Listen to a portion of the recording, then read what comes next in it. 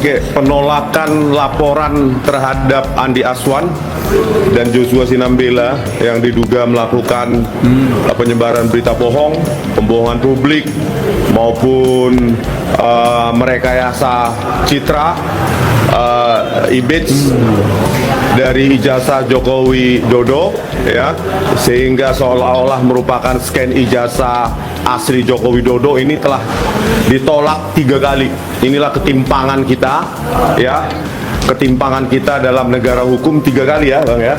2 kali kemarin di Polda Metro Jaya, yang satu oleh Bang Beni Parapat, yang kedua Bang Rustam Effendi, terus yang ketiga hari ini ya Bang Beni Parapat di Mabes Polri. Oleh karena itu kita tidak berhenti di sini, Bang.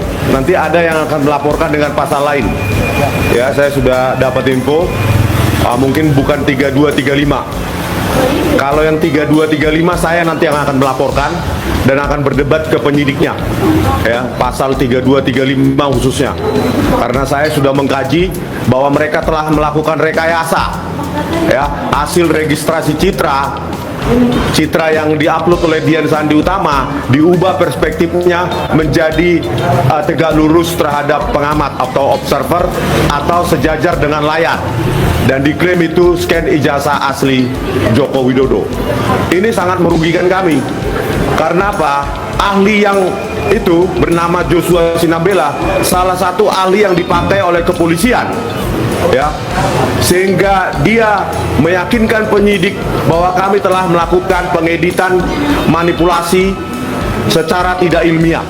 Nah, orang semacam ini yang tidak punya integritas, ya, yang mengklaim, mengaku memiliki scan ijazah asli Joko Widodo, padahal itu hasil pengolahan atau pemrosesan citra, orang semacam ini kok bisa dipakai oleh kepolisian, ya. Saya bertanya kepada kepolisian, ahli semacam ini yang tidak ada integritasnya itu sudah berapa ribu kali dipakai oleh kepolisian untuk menangkap, menersangkakan orang.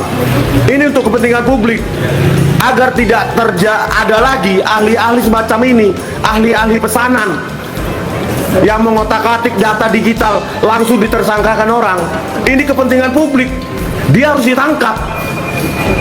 Ya, saya yakin juga Andi Aswan sebenarnya ditipu, dibohongi oleh si Joshua Sinambela ini. Karena jauh sebelumnya di sebuah tayangan di Facebook atau di YouTube-nya, dia, ya, sudah menganalisa apa yang dinamakan dengan scan ijazah asli Jokowi saat itu, ya. Jadi orang ini sangat berbahaya pada penegakan hukum.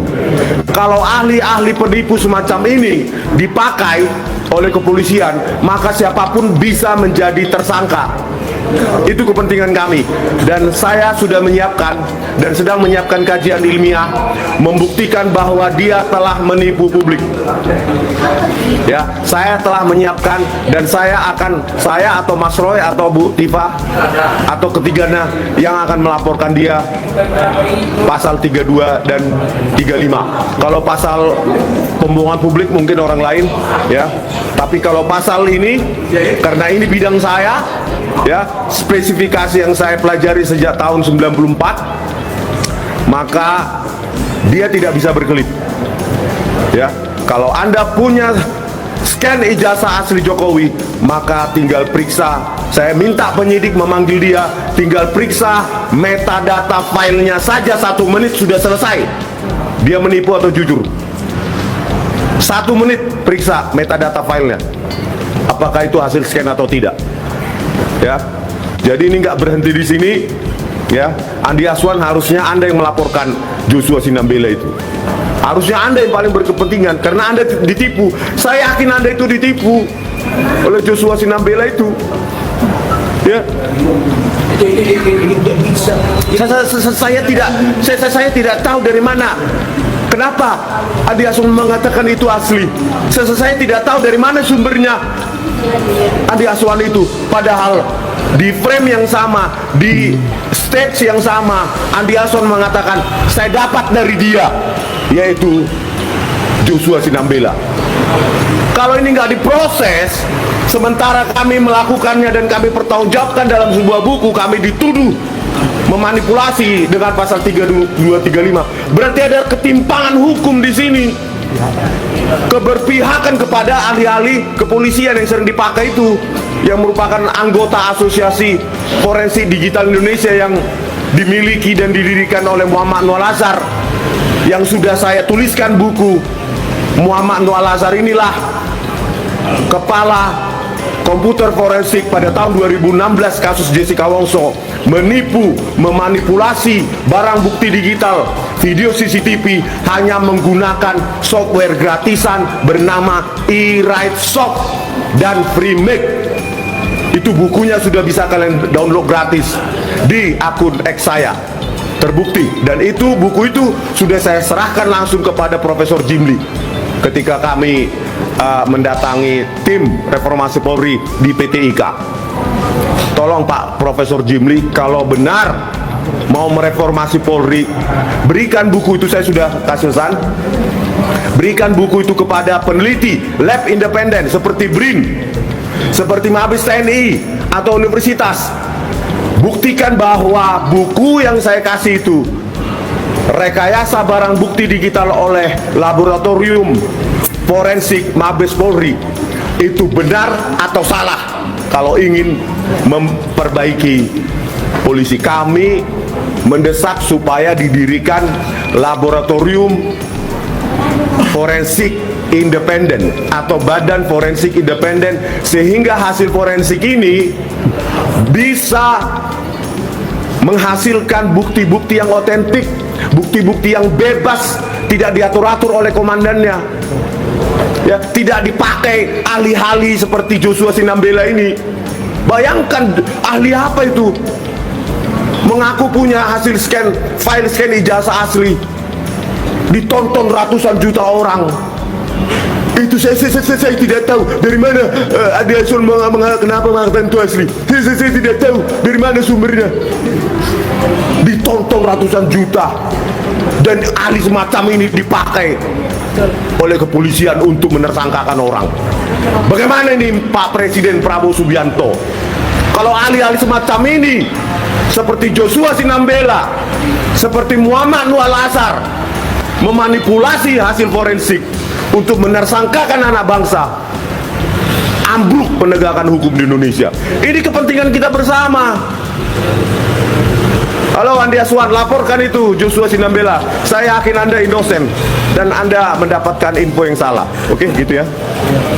Mungkin. Bismillahirrahmanirrahim. Assalamualaikum warahmatullahi wabarakatuh. Sahabat-sahabat HSNL dimanapun berada, semoga sahabat selalu diberikan kesehatan lahir dan batin, dan semoga selalu dimudahkan rezekinya oleh Allah Subhanahu wa Ta'ala. Dan tidak lupa juga kami berdoa semoga sahabat selalu dalam penjagaan lahir dan batin dari Allah Subhanahu wa Ta'ala, baik untuk subscriber maupun bukan subscriber. Yang penting yang menonton channel ini ya.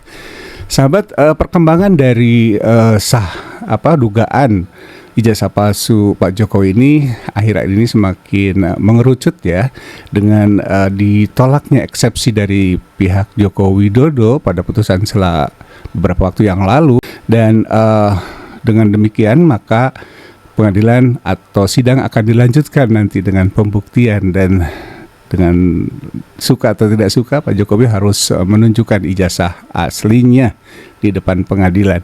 Begitu kira-kira kabar yang saya baca, saya terima, saya simak begitu ya, dan mudah-mudahan betul ya, sehingga kasus dugaan ijazah palsu ini segera bisa mencapai titik terang atau berakhir lah ya.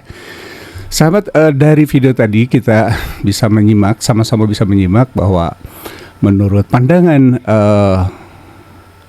Rismon Sianipar ini, bahwa Joshua Sinambela itu jauh lebih berbahaya ya dibanding Andi Aswan. Karena menurut Bang Rismon ini, Joshua Sinambela ini adalah salah satu ahli yang digunakan oleh kepolisian ya untuk menganalisis kasus-kasus yang terkait dengan forensik atau digital forensik begitu ya. Dan ini menurut Bang Rismon ini sangat berbahaya karena ahlinya ya seperti itu gitu ya. Yang kemudian Bang Rismon sendiri katanya akan langsung melaporkan, karena sudah 3 kali pelaporannya ditolak oleh kepolisian. ya, yang seperti kita pernah bahas dalam konten sebelumnya, ya, ada pelaporan dari Bang Rustam, kemudian Bang Beni Sirapat, dan satu lagi siapa ya, lupa saya. Nah, itu ditolak ya dengan alasan atas arahan pimpinan katanya ya. Waktu itu disebutkan dari Polda, pimpinan dari Polda ya, wakil direktur apa gitu ya. Nah, kita akan tunggu saja nanti seperti apa ya, karena Bang Rismon sendiri akan langsung melaporkan bersama Dr. Tifa untuk pelanggaran Undang-Undang ITE yang terkait dengan Joshua Sinambela ini. Dan Bang Rismon akan siap untuk berdebat dengan penyidik karena beliau adalah salah satu yang menjadi ahli di bidang ini. Tentu ini akan tidak mudah ya bagi penyidik untuk bisa mematahkan, karena secara teknis ya Bang Rismon ini sangat ahli dalam image processing. Nah, kita akan tunggu saja apakah pelaporan ini akan terus bergulir dan Bang Rismon akan membuktikan apa yang disampaikan tadi di video, ya akan berusaha untuk berdebat dengan penyidik nantinya, dan mudah-mudahan pelaporannya jadi bisa diterima sehingga bisa berlanjut nanti ya.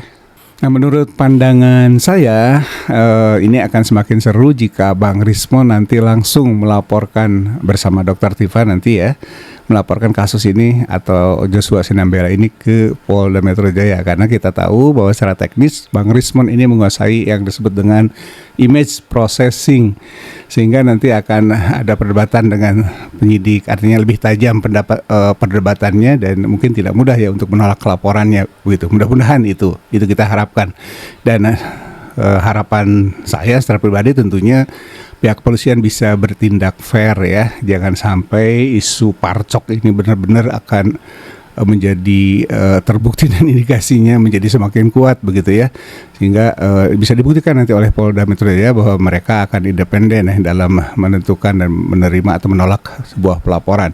Ada azas keadilan ya, jangan yang dilaporkannya Rismon CS itu gercep ya ditangani, tapi ketika di luar itu kubu sebelahnya malah kemudian ditolak dengan alasan arahan pimpinan seperti yang ada di konten sebelumnya.